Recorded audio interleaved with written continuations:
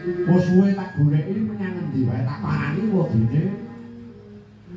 Ora ana katerangan munggo ana endi dene bapak. Mula tujune iki sapa meneh sing arep tak jari tulung kejaba ya mung pukulun para guru sebab sampeyan iku ratune para dewa.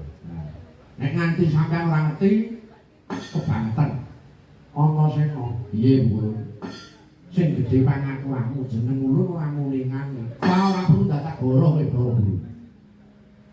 Ana sena aku mung kandha sak lubune mung kaliyan nganti para guru ra ngono. Kowe iki ratune para dewa nglakoni jagat triloko lho para guru. Nek ora ngerti sing gedhe pangapuranmu ketakon kowe sak antepe sing ora iso nduduke sing gedhe pangapuranmu kayangan tak obrak-abrik.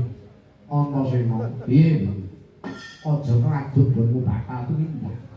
Ngelingo kalamun ora sekabeh nglakon arca padha iku dadi pakaryanmu. Wah, ora iso. Bangune yen ora ana sing nduduke dununge bapak sing dipangapramu, kayangan kene bakal tak obrak-abrik. Sapa wae sing ganggu gawe, sapa sing ngalang-alangi musuhe Antasena. Ora bakal arek nek